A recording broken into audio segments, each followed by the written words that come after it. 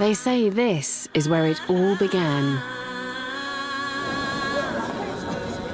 That we are all children of Africa. But if so, why do we look so different? And how on earth could a handful of African families become a whole world full of people?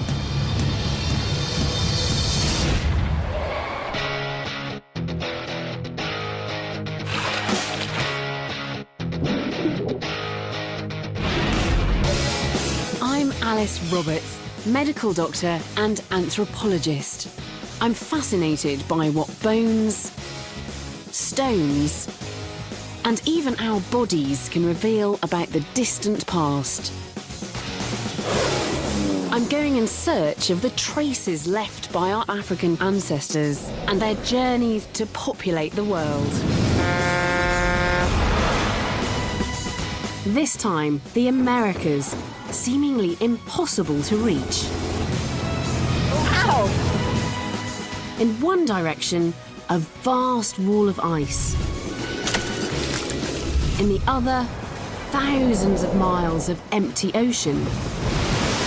It just doesn't seem to stack up. That makes us rethink all of our theories about early Americans. So how did people reach the Americas?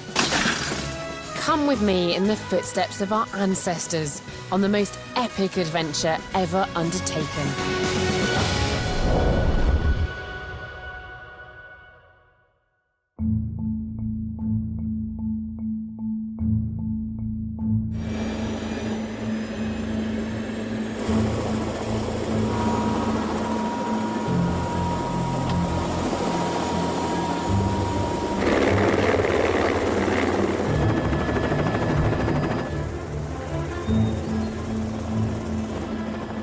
With a modern population of almost 1 billion, it's easy to forget that until quite recently, not a single person lived in the Americas.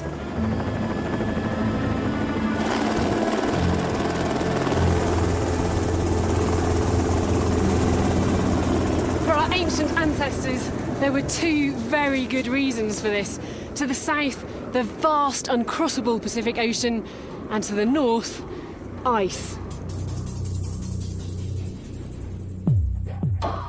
At the peak of the last ice age, much of North America was swathed in a massive blanket of ice, up to 3 kilometres deep.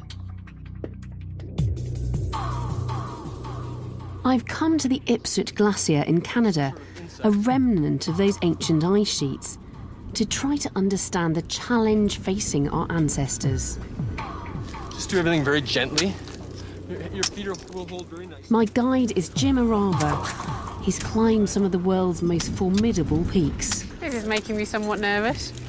Jim is going up a vertical wall of ice with a couple of ice axes and crampons. Okay, we're just about to bring you up now, Alice. So Jim's just put an ice screw in up there and he's belaying me with this rope. So if I do fall, I shouldn't fall too far. Okay, climbing. Oh. Ice can be treacherous and deceptive. I can hear the ice creaking. It's hard to tell what's solid. Oh, you're doing very well. My heart is in my mouth. Ooh, it's deep.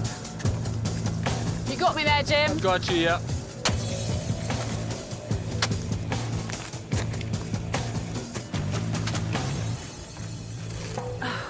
This really is nerve-wracking. I am standing on the very edge of this precipice-like crevasse.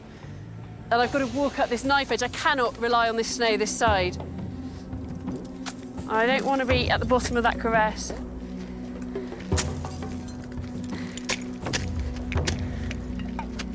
What's down in the snow? That could be a trap door.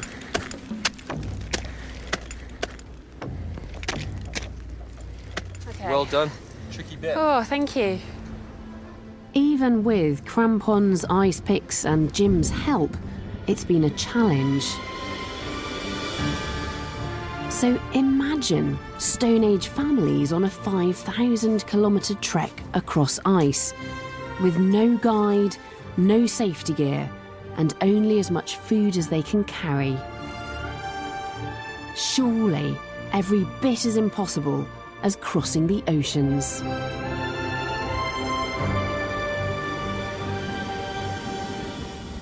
And that's what's so puzzling about the peopling of the Americas, because this was a land that was, to all intents and purposes, unreachable. And yet we know that people got here.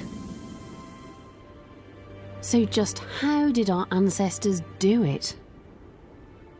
My investigation starts in Calgary.